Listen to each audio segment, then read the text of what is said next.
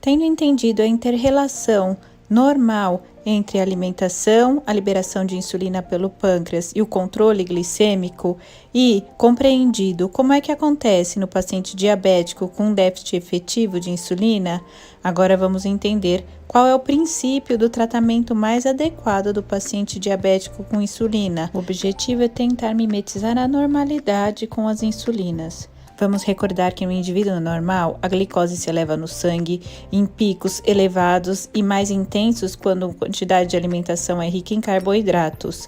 Porém, que o pâncreas é capaz de liberar insulina e essa insulina leva essa glicose para o interior da célula e os níveis pré-alimentação ficam muito próximos do pós-alimentação.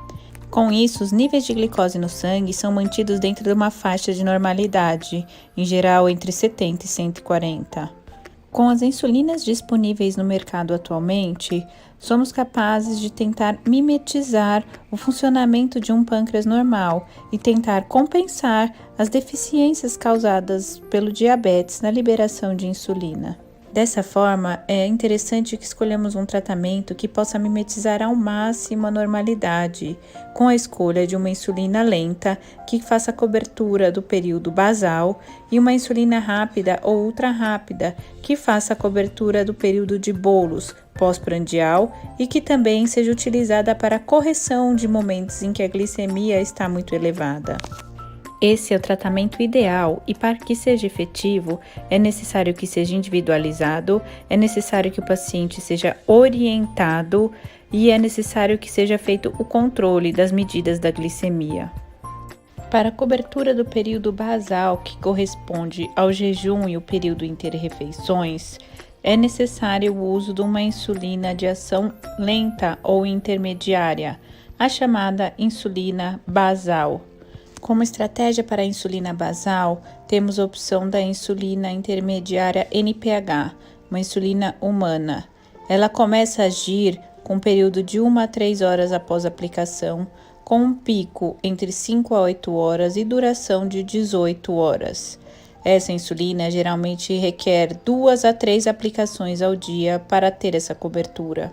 Outra opção mais interessante para a cobertura do período basal são dentre os análogos de insulina, as insulinas lentas, pois não apresentam pico com menor risco de hipoglicemia. Dentre os análogos nas insulinas lentas, nós temos a insulina glargina, com período de duração de até 24 horas, a insulina Detemir, também sem pico por ser lenta, porém com duração entre 16 e 24 horas, às vezes requerendo 2 aplicações, e a insulina Degludeca, com duração superior a 24 horas, também sem pico. Essas insulinas têm seu início de ação por volta de 90 minutos após a aplicação. Tendo entendido a estratégia para a insulina basal, vamos conversar sobre a estratégia para a insulina de bolos. Essas insulinas deverão ter um pico de ação mais rápido e um término de ação também mais rápido, com o objetivo de fazer cobertura do período durante as refeições e também da redução do índice de glicemia para correção quando em níveis muito elevados. Observe a definição de início de ação é o tempo para que ela começa a agir, o pico é sua ação máxima, o tempo para sua ação máxima e a duração da insulina é o período para o qual ela fica agindo.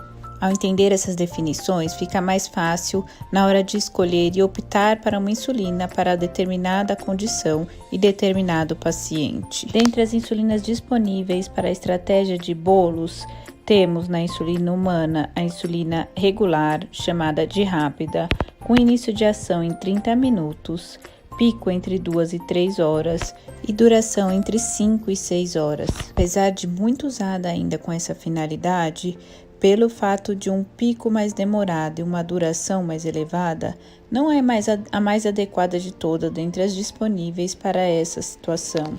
Para utilização no bolos de queima da refeição e correção, as mais adequadas disponíveis estão entre as insulinas ultra rápidas, Elas começam a agir entre 10 e 15 minutos aproximadamente, com um pico entre 1 e 2 horas que confere com o tempo de absorção dos carboidratos e duram entre 3 e 5 horas. Dentro das insulinas ultra-rápidas, nós temos a Lispro, Asparte e a Glulisina, e atualmente um subtipo de Asparte, a chamada Fiasp, com 74% da sua ação em 30 minutos, interessante para crianças. Observe nesse gráfico que mostra todas as insulinas que comentamos anteriormente. À esquerda, temos insulinas com início de ação rápida, pico maior e duração menor. A Lispro, Asparte e Glulisina em vermelho, interessantes para uso em queima durante a refeição ou correção de episódios de glicemia elevada. Na sequência, em verde, temos a regular, também com pico de ação, porém com uma duração um pouco maior, impondo um risco maior de hipoglicemia. Na sequência, à direita, observamos a insulina intermediária NPH. Note que a NPH em azul, apesar de utilizada como esquema basal, ainda apresenta pico de ação e uma duração em torno de 18 horas, o que requer 2 ou 3 aplicações ao dia. Em razão de apresentar pico, tem um risco maior de hipoglicemia. Na sequência, temos a insulina Detemir em laranja, também com um pequeno pico de ação e duração inferior a 24 horas. Observe agora relacionada à insulina Glargina, que nós temos em vermelho, com duração de até 24 horas, nós temos um subtipo da insulina Glargina demonstrado no gráfico em verde com o nome de Toujeo, que é a Glargina U300. É uma insulina com duração em torno de 36 horas, uma modificação da Glargina. Além disso, temos em azul a insulina Degludec, sem pico e com duração superior a 36 horas. Observando todas essas possibilidades de insulina disponíveis, temos a condição de programar um tratamento individualizado por paciente, de forma que consiga mimetizar da melhor maneira possível as condições naturais do pâncreas. Sendo assim, isso vai depender da educação do paciente, da orientação, de que ele faça os controles adequadamente, que ele controle a alimentação e da disponibilidade financeira.